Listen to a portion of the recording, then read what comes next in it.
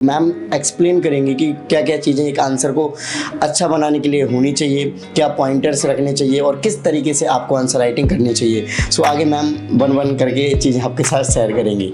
और अभी मैम की कुछ कॉपीज़ हैं जो कि मैम कॉपीज़ के साथ आपको एक्सप्लेन करेंगे कि अच्छा आंसर आप कैसे लिख सकते हैं। तो मेरी टेस्ट कॉपीज़ हैं GS 1, 2, 4 की ही हैं। तो मैंने GS मेंस का Q&A ज्वाइन किया था, उसकी ये कुछ कॉपीज़ हैं। डेली भले आप एक आंसर लिखिए, 2 आंसर लिखिए, आपको क्वेश्चंस नहीं मिल रहे तो प्रीवियस ईयर क्वेश्चंस हेल्प करने के लिए होते हैं। और अगर उसमें भी आपको दिक्कत आपको लगे कि अभी तो सिलेबस हमारा नहीं है, तो आप करंट अफेयर्स के क्वेश्चन उठाइए। ओके मैम, आंसर राइटिंग जब हम स्टार्ट करते हैं तो जनरली स्टूडेंट्स कोई ना कोई कोचिंग इंस्टीट्यूट का सहारा लेते हैं या फिर कहीं कोर्स ज्वाइन करते हैं, क्योंकि उनको फीडबैक या फिर एवेल्यूएशन चाहिए होता है आंसर्स का। तो आपने कैसे स्टार्ट किया था? Hello everyone, welcome to student. तो हमारे साथ है स्वाति शर्मा मैम, जिनका 15 रैंक के साथ यूपीएससी में सिलेक्शन हुआ है। इसके पहले हमने मैम के कंप्लीट जर्नी का वीडियो डाला है जिसमें कि स्ट्रैटेजी, बुक लिस्ट वगैरह ओवरऑल सारी चीज़ें शेयर करी हैं। तो आज हम मैम से डिस्कस करेंगे कि एक आंसर राइटिंग करने के लिए क्या स्ट्रैटेजी होना चाहिए और आंसर राइटिंग कैसे करना चाहिए, किन किन पॉइंट्स का आपको ध्यान रखना चाहिए। और अभी मैम की कुछ कॉपीज़ हैं जो कि मैम कॉपीज़ के साथ आपको एक्सप्लेन करेंगे कि अच्छा आंसर आप कैसे लिख सकते हैं। और ये कॉपीज़ मैम जब तैयारी कर रहे थे उस टाइम की हैं। सो मैम से आगे हम डिस्कस करते हैं। मैम सबसे पहले ये बताइए कि आंसर राइटिंग कैसे स्टार्ट कर सकते हैं, क्योंकि आंसर राइटिंग स्टार्ट करने के लिए आई थिंक मुझे ऐसा लगता है कि पहले सारा सिलेबस हम कवर कर लें तभी एक अच्छा आंसर लिख पाएंगे, क्योंकि सिलेबस ही पता नहीं तो आंसर कैसे लिखेंगे। मुझे लगता है अगर आप सिलेबस के बारे में सोचने लगेंगे कि मतलब एक बार पूरा कर लें तब लिखेंगे तो आई थिंक वो कल कभी नहीं आता एक तरह से। क्योंकि जो यूपीएससी का सिलेबस है वो बहुत ज़्यादा वास्ट है, कुछ ना कुछ होता रहेगा और आपका सिलेबस बढ़ता ही रहेगा जो करंट अफेयर्स का पार्ट होता है। तो सिलेबस कंप्लीट होने का मुझे लगता है वेट नहीं करना चाहिए। एक बार सिलेबस ज़रूर देख लीजिए पूरा, जितना मेंस का दिया काफ़ी डिटेल्ड सिलेबस है यूपीएससी ने स्कीम में जो प्रोवाइड किया। आप अच्छे से पॉइंटर्स उसके देख लीजिए, समझ लीजिए और एक इन डेप्थ अंडरस्टैंडिंग की जो एक पॉइंटर है उसके सब पार्ट्स भी होते हैं, वो सब पार्ट समझ लीजिए। उसके अलावा आई थिंक जब आप प्रिपरेशन स्टार्ट ही कर रहे हैं तो ऑलमोस्ट 1 महीने 2 महीने में क्या आपको एक सिग्निफिकेंट अमाउंट ऑफ सिलेबस कोई किसी भी सब्जेक्ट का कंप्लीट हो चुका होता है।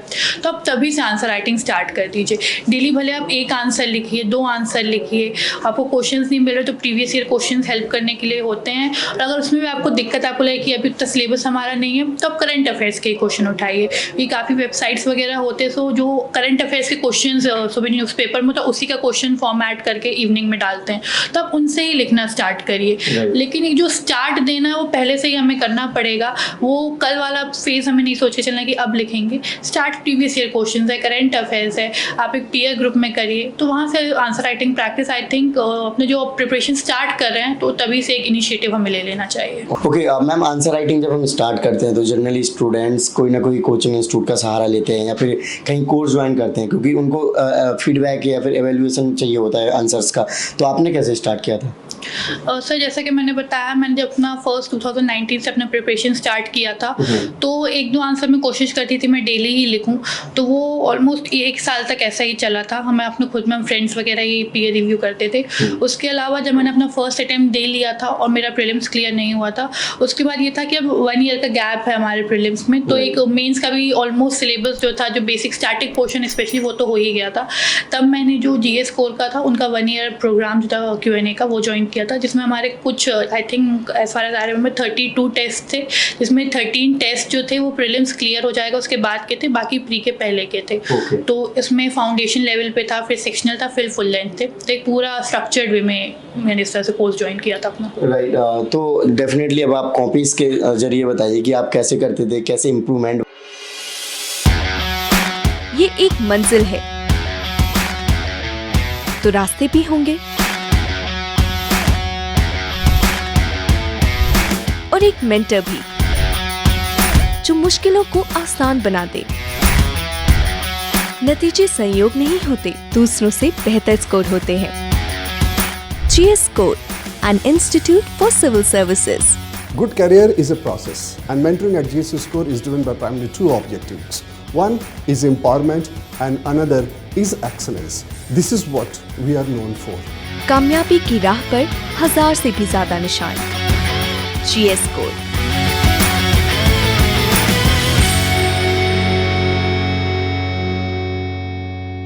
तो ये मेरी टेस्ट कॉपीज़ हैं, GS 1, 2, 4 की ही हैं, जो मैंने GS मेंस का Q&A ज्वाइन किया था उसकी ये कुछ कॉपीज़ हैं। तो जैसे ही GS 1 की कॉपी है, आप देख सकेंगे पेपर 1 का है, इसमें मुझे 102.5 मार्क्स मिले थे। तो इस तरह से हमारे क्वेश्चंस थे। जैसे फर्स्ट क्वेश्चन है हमारा, Buddhist monasteries were not only the places of worship but also successfully expounded Buddhist philosophy through various iconographic presentation and discuss. तो मैं इस तरह से जो मेन कीवर्ड्स होते थे उनको अंडरलाइन कर लिया करती, क्योंकि फर्स्ट मेन कीवर्ड हमारा यही है, बुद्धिस्ट मोनेस्ट्रीज जो हैं, उसके बाद सक्सेसफुली एक्सपाउंडेड, उन्हें क्या, ब्रिटिश फिलोसफी, आइकोनोग्राफिक प्रेजेंटेशन।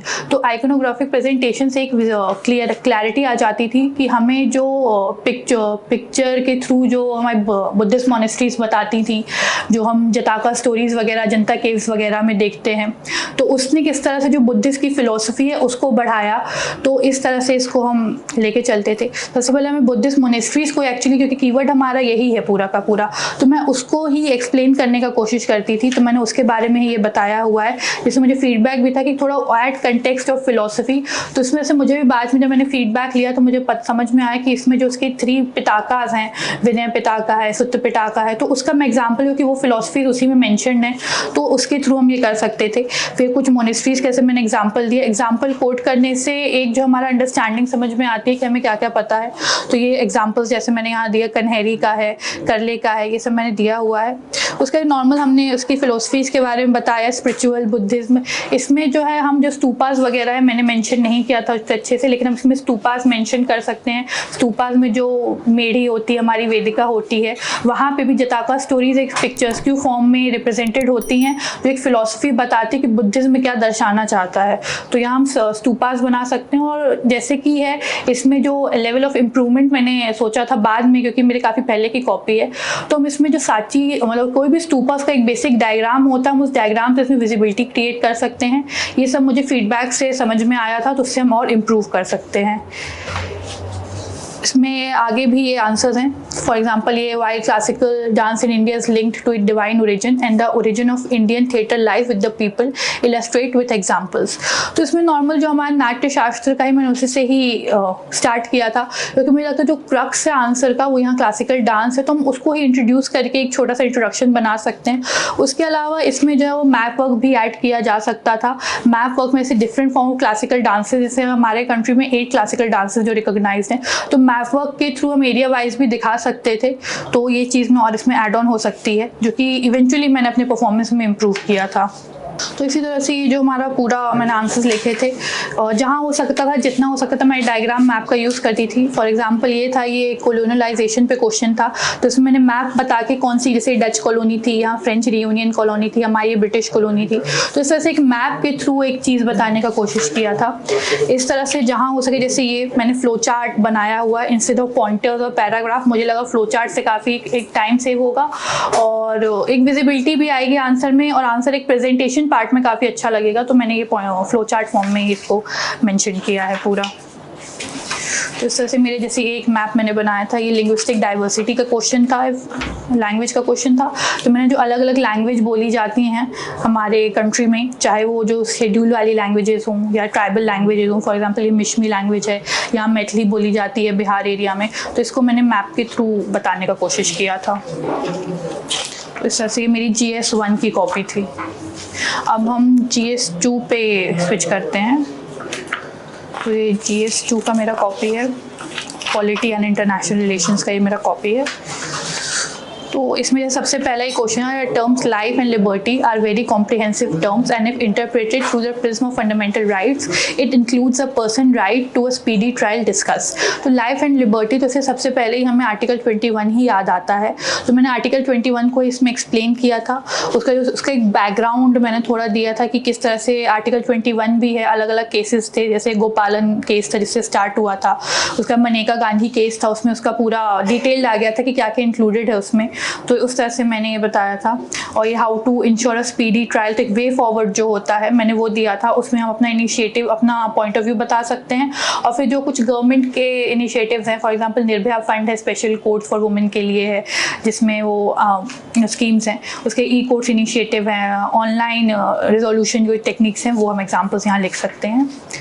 उसके अलावा ये है way process of appointment of जजेस। तो इसको मैंने एक फ्लो चार्ट फॉर्मेट में लिखा था, क्योंकि ये चीज़ हम पैराग्राफ में भी लिख सकते हैं और पॉइंट में भी लिख सकते हैं, बट अगर हम उसको सिर्फ फ्लो चार्ट में लिखेंगे तो आंसर काफ़ी अच्छे तरीके से दिख रहा है और काफ़ी क्लैरिटी उसमें लग रही है, हौच पौच नहीं लग रहा है कि एक प्रोसेस के बाद दूसरा। खासकर जब हमें एक चेंज या इवोल्यूशन दिखाना पड़ता है कि एक स्टेप के बाद दूसरा होता है, जब सीक्वेंस में होता है तो ये फ्लो चार्ट काफ़ी ईजी पड़ जाता है। तो ये जिस तरह मैंने फ्लो चार्ट बनाया हुआ है अपॉइंटमेंट ऑफ जजेस के लिए। इसी तरह से मोर और लेस मैंने पॉइंट फॉर्मेट में, जैसे आप देखेंगे कहीं कहीं पैराग्राफ भी लिखे जिस तरह का क्वेश्चन लगा मुझे, जहाँ मुझे लगा पॉइंट फॉर्मेट में ज़्यादा सही होगा तो मैंने पॉइंट्स में भी लिखा और कहीं कहीं पैराग्राफ भी यूज़ किया है। मोर और लेस लेकिन मैं पॉइंटर ज़्यादा प्रेफर करती थी अपने आंसर्स में। जैसे यहाँ मैंने फ्लो चार्ट बनाया हुआ है ये पूरा, यहाँ भी वे फॉरवर्ड में भी मैं इस तरह से लिखती थी। इससे क्या टाइम भी सेव होता है और आंसर क्लैरिटी रहती है हमारे आंसर्स में। बाकी ये जैसे एक मैंने मैप के through take over of Afghanistan का तालिबान का क्वेश्चन था हमारा, तो इसमें मैंने मैप के थ्रू पूरा शो किया था कि इस रीजन की इंपॉर्टेंस क्या है। ऐसे मैंने स्ट्रेट ऑफ हॉर्मुज़ बनाया हुआ है कि कितनी इंपॉर्टेंट है, जहर पोर्ट से यहाँ हमारा जो लिंकेज हो सकता है, ट्रेड लिंक है, पाकिस्तान किस तरह से उसमें एक बैरियर है, तो इस तरह से मैंने लिंक बनाया था पूरा का पूरा यहाँ पर। तो इस तरह से मैंने अपने मैप वर्क का मैंने काफ़ी यूज़ किया इन क्वेश्चंस में। ये जैसे चैलेंजेस थे तो मैंने इसमें फ्लो चार्ट्स ही बनाया था। जितना हो सके उतना हम आंसर अपना क्रिएटिव रखें, जिससे एक हमारा पर्सपेक्टिव है वो दिखता रहे और कॉपी पेस्ट ना लगे। अब हमारी जो कॉपी है वो दूसरों से कितनी हम अलग बना सकते हैं, ये उतना इसी से आता है हमारा। तो ये भी है, जैसे यहाँ भी मैंने मैप बनाया, तापी पाइपलाइन जो है हमारी तुर्कमेनिस्तान से आनी है, तो ये मैंने वो पाइपलाइन का एक रफ मैप बनाया था यहाँ पे। ये मेरा GS3 का कॉपी है, तो इसमें भी नॉर्मल जैसे मैंने पॉइंटर्स में ही लिखा है। उसका GS3 में काफ़ी स्कोप होता है कि हम पाई चार्ट्स वगैरह होते हैं, जैसे ये मैंने बनाया है distribution of logistic sector in India. तो ग्राफ का यूज़, क्योंकि इसमें काफ़ी डेटा होता है और चेंज ओवर द ईयर्स होता है कि पहले फॉर एग्जांपल हमारा एक्सपोर्ट रेशियो पहले कितना था आपके, तो इसमें ग्राफ का काफ़ी हेल्प हो सकता है। और ये जैसे मैंने पाई चार्ट बना के डिस्ट्रीब्यूशन दिखाया हुआ है किस सेक्टर का लॉजिस्टिकल में कितना है, तो काफ़ी स्कोप होता है, तो इसका हम यूज़ कर सकते हैं। उससे ये जैसे कि एक सर्कुलर इकोनॉमी का मैंने डायग्राम बनाया था, तो ये कुछ डायग्राम्स वगैरह जो काफ़ी हैंडी आते हैं। एक तरह से आपका आंसर जो है वो वैल्यू एडेड हो जाता है और एक प्रेजेंटेशन पार्ट में भी काफ़ी अच्छा दिखने लगता है। तो इस तरह से मैंने अपने पाई चार्ट डायग्राम जितना हो सके उतना यूज़ किया था। एक डीप वेब का डायग्राम है, ये चीज़ हम थ्योरी में भी बता सकते हैं, लेकिन अगर हम उसे डायग्रामेटिक फॉर्म में बताएंगे तो वो काफ़ी अच्छा लिखेगा और एक हमारी जो डीपर अंडरस्टैंडिंग है वो बताएगी। तो इस तरह से हम ये कर सकते हैं। तो इस तरह से मोर और लेस मेरी GS3 की कॉपी थी। अब हम एथिक्स की कॉपी देख लेते हैं। एथिक्स थोड़ा सा ट्रिकी सब्जेक्ट हो जाता है, क्योंकि उसमें हमें बुकिश लैंग्वेज ना लेके अपना जितना हो सके उतना बताने की कोशिश करना होता है। तो मेरी ये GS4 का जैसे कॉपी लिखा हुआ है, तो ये मेरी GS4 की कॉपी है। तो इसमें जैसे हर जगह इलस्ट्रेट विद एग्जांपल्स वगैरह काफ़ी देखने को मिलता है, तो इसमें कोशिश ये करनी चाहिए कि हम जितना हो सके रियल लाइफ एग्जांपल्स दें। काफ़ी ऐसे पुराने फेमस पर्सनालिटीज़ है, उसके एग्जांपल्स ऑलमोस्ट सभी लोग कोट करते हैं, बट मैं कोशिश करती थी कि जो अभी करंट में सिविल सर्वेंट्स अच्छा काम कर रहे हैं मैं उनके एग्जाम्पल्स डालने का कोशिश करती, ताकि एक जो कंटेम्प्रेरी से लिंक्ड हो जाए। इस तरह के छोटे छोटे डायग्राम्स जो हम बना सकते हैं एथिक्स में भी, उससे हमारा आंसर काफ़ी सही हो जाता है, अच्छा दिखने लगता है। और जो हम एक्सप्लेन करना चाहते हैं वो जो शॉर्ट में है कि हम पूरा इतना पॉइंटर्स में लिखेंगे, तो शॉर्ट में हम अपना एक क्रक्स आंसर का दिखा रहे हैं किस चीज़ में फोकस है, क्योंकि हमें मॉरल स्टैंडर्ड्स का ही बात था यहाँ पे। इस तरह से मैंने डायग्राम बना लिया ताकि जो मैं क्वेश्चन के थ्रू बताना चाह रही हूँ अपने आंसर में, तो यहाँ पे ही वो चीज़ मेंशन हो जाए। तो में जो होता है हमारी